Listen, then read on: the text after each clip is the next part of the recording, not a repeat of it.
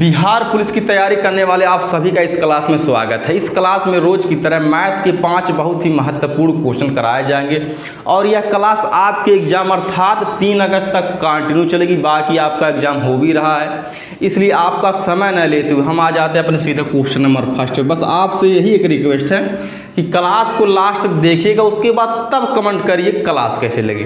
तो हमारा question number पहला है, यदि 140 का 30%, 840 का x प्रतिशत है तब x का मान है। अब इसमें लिखा है 140 का 30%, अब का मतलब होता है भैया मल्टीप्लाई। अब यहाँ पे लिखा है 30%, अब हम परसेंटेज का साइन हटाएंगे तो हम 30 को 100 से डिवाइड करेंगे। क्योंकि भैया परसेंटेज का मतलब होता है 100, यानी कि 30/100 कर देते हैं। अब यहाँ पे लगा है भैया इक्वल या बराबर का साइन। अब आगे बोला है 840 का x%, अर्थात कहे का मतलब ही है 840 का मतलब होता है मल्टीप्लाई। अब यहाँ पे लिखा है x%।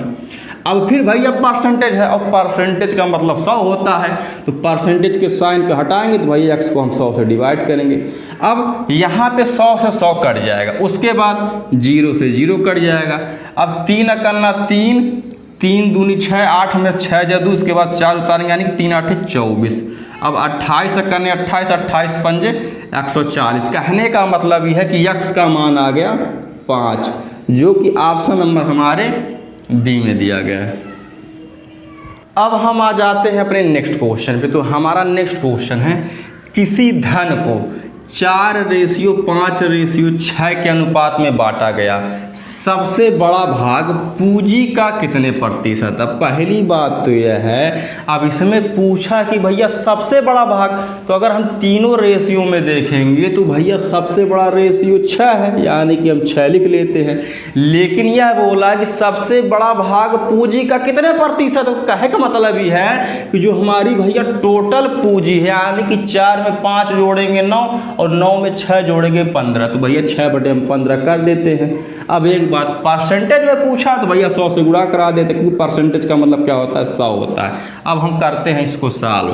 5 तिया 15, 5 दूना 10, उसके बाद लगा देंगे एक भेली, 3 करना 3, 3 दूनी 6, यानी कि 20 में जब हम 2 से गुणा करेंगे तो भैया आ जाएगा 40%। कहने का मतलब ये है कि सबसे जो बड़ा भाग है पूंजी का 40% है, जो कि ऑप्शन नंबर हमारे डी में दिया गया। केवल आप लास्ट तक रुके रहे, उसके बाद तब बोले कि क्वेश्चन के कंटेंट में दम है या नहीं।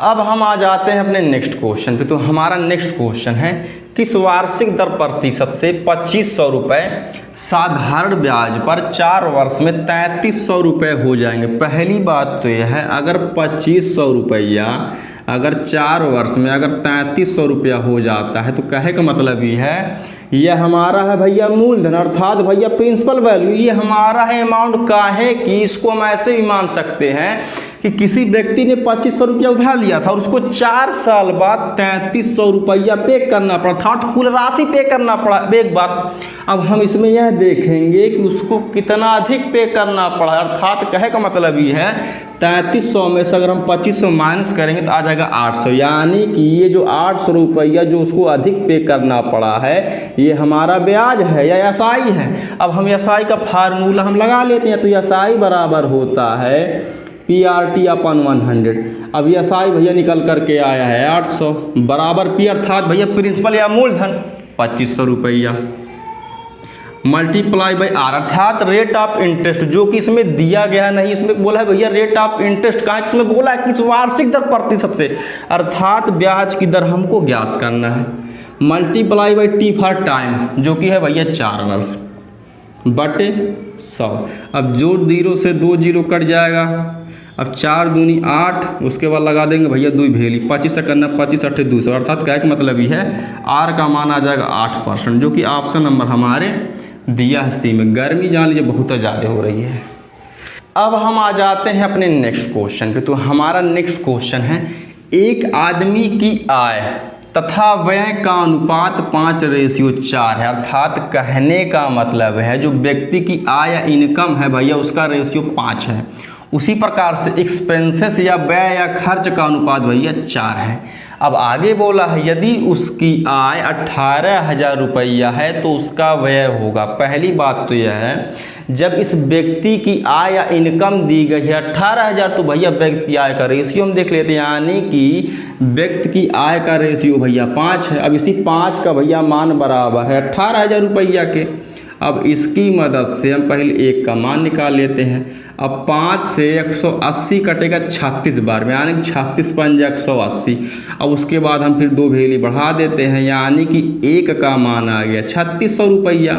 लेकिन आगे बोला है तो उसका व्यय होगा, व्यय माने खर्च, और जो खर्च या व्यय का रेशियो भैया 4 है। तो 1 का मान अगर 3600 निकला तो 3600 में भैया 4 से गुणा कर देते हैं, यानी कि 4 छके 24 के 4 हाथ में लगा 2, 4 तिया 12 2 14। उसके बाद हम 2 भेली बढ़ा देते हैं। कहने का मतलब ये है उस व्यक्ति का जो भैया खर्चा है 14,400 रुपया है, जो कि ऑप्शन नंबर हमारे बी में दिया गया है। अब हम आ जाते हैं अपने नेक्स्ट क्वेश्चन पे। तो हमारा नेक्स्ट क्वेश्चन है 30 का 50% प्लस 60 का 20% है। अब यहाँ पे यह बोला है 30 का 50%। अब का मतलब होता है भैया मल्टीप्लाई या 50%। अब हम परसेंटेज का साइन हटाएंगे तो भैया 50 को 100 से डिवाइड करेंगे। क्यों? क्योंकि परसेंटेज का मतलब 100 होता है, तो भैया 50 को हम 100 से डिवाइड कर देते हैं। उसके बाद फिर प्लस का साइन।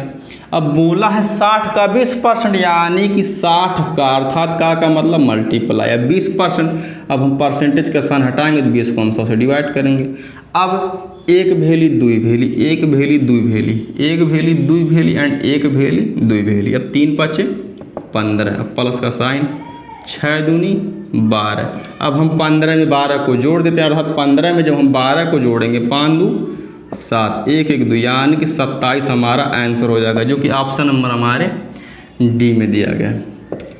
इस क्लास का यह लास्ट क्वेश्चन है। आपसे एक रिक्वेस्ट है कि क्लास को लाइक शेयर सब्सक्राइब कर दीजिएगा। बाकी आप देख ही रहे हैं कितनी गर्मी हो रही है। और एक बात और, यह क्लास आपके एग्जाम अर्थात 3 अगस्त तक कंटिन्यू चलेगी। बाकी धन्यवाद।